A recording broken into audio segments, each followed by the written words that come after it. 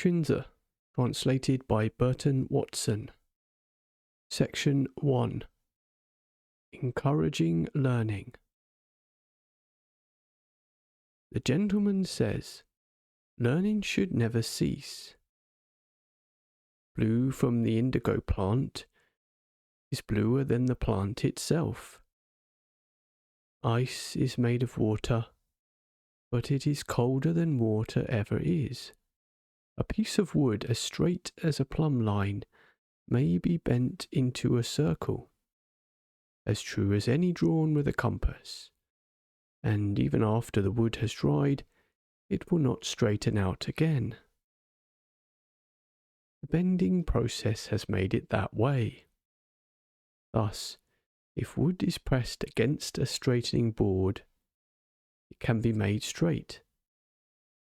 If metal is put to the grindstone, it can be sharpened. And if a gentleman studies widely and each day examines himself, his wisdom will become clear and his conduct be without fault. If you do not climb a high mountain, you will not comprehend the highness of the heavens. If you do not look down into a deep valley, you will not know the depth of the earth.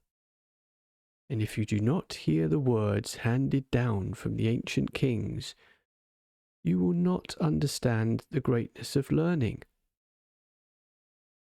Children born among the Han or the Yue people of the south, and among the more barbarians of the north, cry with the same voice at birth.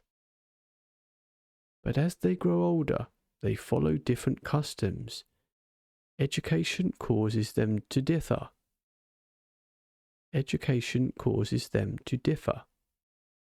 The Ode says, O you gentlemen, do not be constantly at ease and rest. Quietly respectful in your posts, love those who are correct and upright, and the gods will hearken to you, and aid you with great blessing. There is no greater godliness than to transform yourself with the way, no greater blessing than to escape misfortune. I once tried spending the whole day in thought, but I found it of less value than a moment of study. I once tried standing on tiptoe and gazing into the distance, but I found I could see much farther by climbing to a high place.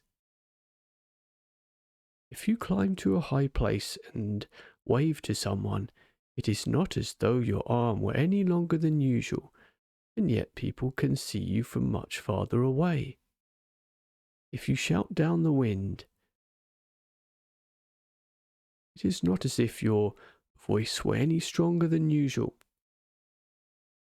and yet people hear you much more clearly. Those who make use of carriages or horses may not be any faster walkers than anyone else, and yet they are able to travel 1,000 li. Those who make use of boats may not know how to swim, and yet they manage to get across rivers. The gentleman is by birth no different from any other man. It is just that he is good at making use of things. In the south there is a bird called the Meng dove. It makes a nest out of feathers woven together with a hair, and suspends it from the tips of the reeds. But when the wind comes, the reeds break, the eggs are smashed, and the baby birds are killed. It is not that the nest itself is faulty. The fault is in the thing it is attached to. In the west there is a tree called the Yegan. Its trunk is no more than 4 inches tall, and it grows on top of the high mountains, from whence it looks down into the valleys 100 fathoms deep. It is not a long trunk which affords the trees such a view, but simply the place where it stands. If pigweed grows up in the midst of hemp, it will stand up straight without propping. If white sand is mixed with mud, it too will turn black. The root of a certain orchid is the source of the perfume called zhi. But if the root were to be soaked in urine, then no gentleman would go near it, and no commoner would consent to wear it. It is not that the root itself is of an unpleasant quality. It is the fault of the thing that it has been soaked in. Therefore, a gentleman will take care in selecting the community he intends to live in, and will choose men of breeding for his companions. In this way, he wards off evil and meanness, and draws close to fairness and right. Every phenomenon that appears must have a cause. The glory or shame that come to a man are no more than the image of his virtue. Meat, when it rots, breeds worms. Fish that is old and dry brings forth maggots. When a man is careless and lazy and forgets himself, that is when disaster occurs. The strong naturally bear up under weight. The weak naturally end up bound. Evil and corruption in oneself invites the anger of others. If you lay sticks of identical shape on a fire, the flames will seek out the driest ones. If you level the ground to an equal smoothness, water will seek out the dampest spot. Trees of the same species grow together. Birds and beasts gather in herds. For all things will follow after their own kind. Where a target is hung up, arrows will find their way to it. Where the forest trees grow thickest, the axes will enter. When a tree is tall and shady, birds will flock to roost in it. When vinegar turns sour, gnats will collect around it. So there are words that invite disaster, and actions that call down shame. Gentleman must be careful where he takes his stand. Pile up earth to make a mountain, and wind and rain will rise up from it. Pile up water to make a deep pool, and dragons will appear. Pile up good deeds to create virtue, and godlike understanding will come of itself. There the mind of the sage will find completion. But unless you pile up little steps, you can never journey 1,000 li. Unless you pile up little steps, you can never journey 1,000 li. Unless you pile up little streams, you can never make a river or a sea.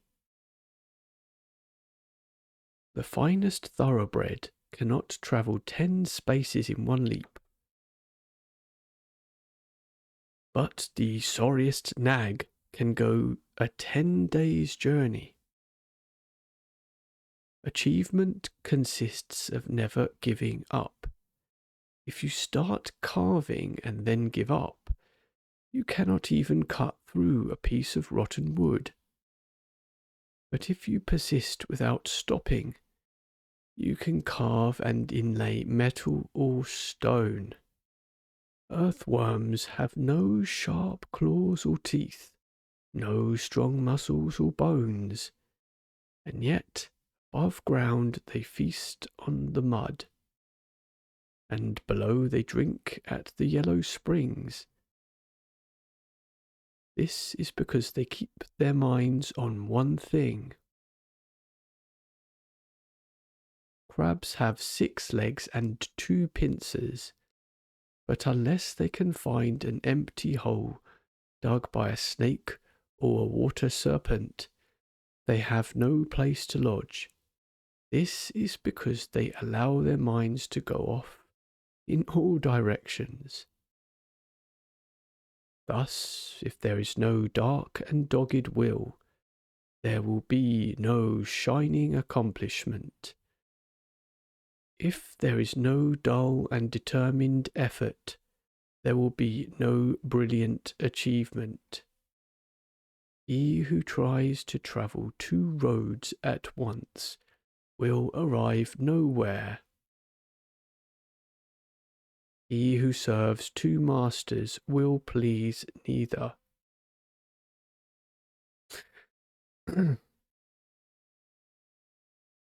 The wingless dragon has no limbs, and yet it can soar.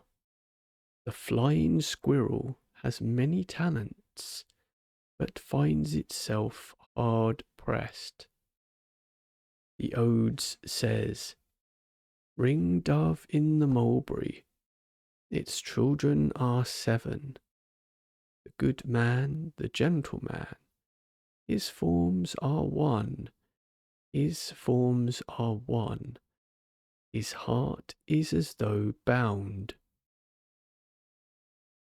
Thus does the gentleman bind himself to oneness. In ancient times, when Huba played the zither, the fish in the streams came forth to listen, and Boya played the lute. The 6 horses of the emperor's carriage looked up from their feed trough. No one is too faint to be heard, no action too well concealed to be known. When there are precious stones under the mountain, grass and trees have a special sheen. Where pearls grow in a pool, the banks are never parched. Do good and see if it does not pile up. If it does, how can it fail to be heard of? Where does learning begin, and where does it end? I say that as to program, learning begins with the recitation of the classics, and ends with the reading of the ritual texts. As to objective, it begins with learning to be a man of breeding, and ends with learning to be a sage. If you truly pile up effort over a long period of time, you will enter into the highest realm. Learning continues until death, and only then does it cease. Therefore, we may speak of an end to the program of learning, but the objective of learning must never, for an instant, be given up.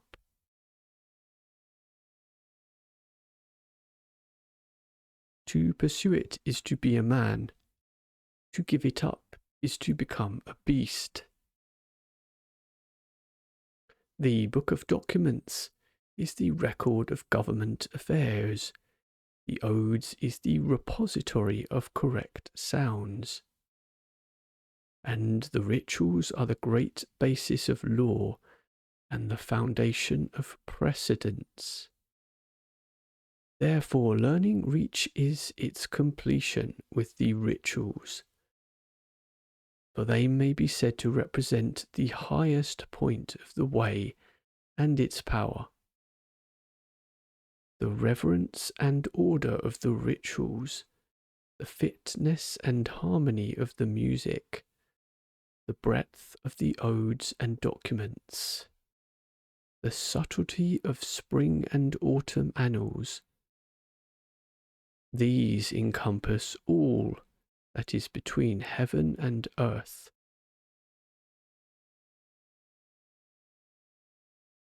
The learning of the gentleman enters his ear, clings to his mind, spreads through his 4 limbs, and manifests itself in his actions. His smallest word, his slightest movement, can serve as a model. The learning of the petty man enters his ear and comes out his mouth. With only 4 inches between ear and mouth, how can he have possession of it long enough to ennoble a 7-foot body? In old times, men studied for their own sake. Nowadays, men study with an eye to others. The gentleman uses learning to ennoble himself. A petty man uses learning as a bribe to win attention from others. To volunteer information when you have not been asked is called officiousness.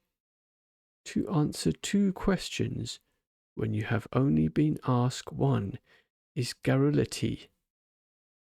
Both officiousness and garrulity are to be condemned. The gentleman should be like an echo.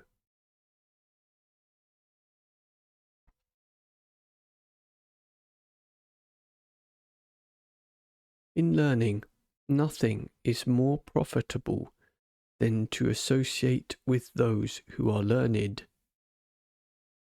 Ritual and music presents us with models, but no explanations. The odes and documents deal with ancient matters and are not always pertinent. The spring and autumn annals is terse and cannot be quickly understood. But if you make use of the erudition of others and the explanations of gentlemen, then you will become honoured and may make your way anywhere in the world. Therefore I say that in learning, nothing is more profitable than to be associated with those who are learned, and of the roads to learning, none is quicker than to love such men. Second only to this is to honour ritual.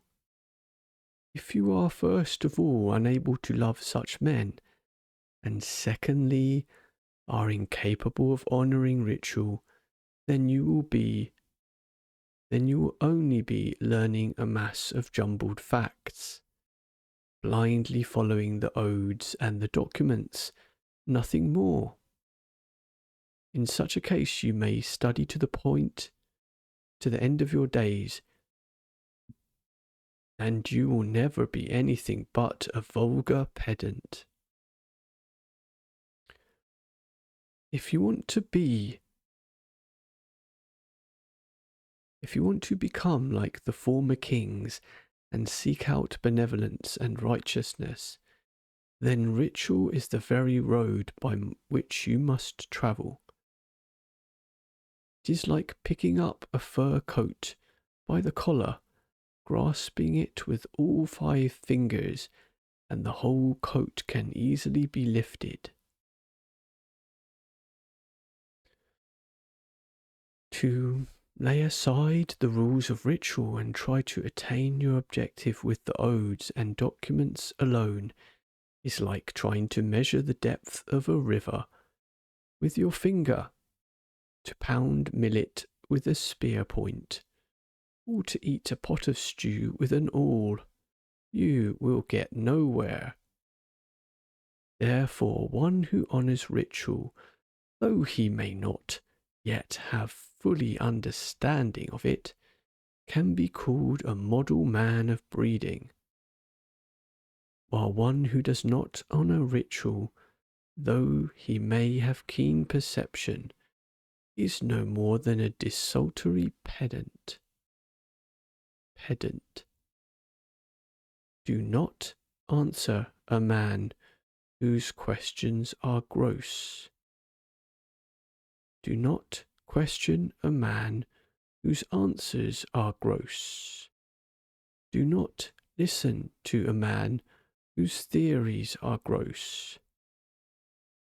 Do not argue with a contentious man. Only if a man has arrived where he is by the proper way should you have dealings with him. If not, avoid him. If he is respectful in person, then you may discuss with him the approach to the way. If his words are reasonable, you may discuss with him the principles of the way. If his looks are gentle, you may discuss with him the highest aspects of the way. To speak to someone you ought not to is called officiousness. To fail to speak to someone you ought to is called secretiveness. To speak to someone without first observing his temper and looks is called blindness. The gentleman is neither officious, secretive, nor blind, but cautious and circumspect in his manner. This is what the Odes means when it says, neither overbearing nor lax, they are rewarded by the Son of Heaven. He who misses one shot in 100 cannot be called a really good archer. He who sets out on 1,000-mile journey and breaks down half a pace from his destination cannot be called a really good carriage driver. He who does not comprehend moral relationships and categories, and who does not make himself one with benevolence and righteousness, cannot be called a good scholar. Learning basically means nothing to achieve this oneness. Learning basically means learning to achieve this oneness. He who starts off in this direction one time and that direction in another is only a commoner of the roads and alleys, while he who does a little that is good and much that is not good is no better than the tyrants Jie and Zhou or robber Zhi. The gentleman knows that what lacks completeness and purity does not deserve to be called beautiful. Therefore he reads and listens to explanations in order to penetrate the way, ponders in order to understand it, associates with men who embody it in order to make it part of himself, and shuns those who impede it in order to sustain and nourish it. He trains his eyes so that they desire only what is right, his ears so that they desire to hear only what is right, his mind so that it desires to think only what is right. When he has truly learned to love what is right, his eyes will take great pleasure in it, will take greater pleasure in it than in the 5 colours. His ears will take greater pleasure than in the 5 sounds. His mouth will take greater pleasure than in the 5 flavours. And his mind will feel keener delight than in the possession of the world. When he has reached this stage, he cannot be subverted by power or the love of profit. He cannot be swayed by the masses. He cannot be moved by the world. He follows this one thing in life. He follows it in death. This is what is called constancy of virtue. He who has such constancy of virtue can order himself, and having ordered himself, he can then respond to others. He who can order himself and respond to others, this is what is called the complete man. It is the characteristic of heaven to manifest such brightness, of earth to manifest breadth, and of the gentleman to value completeness. Xunzi, Chapter 1, Encouraging Learning.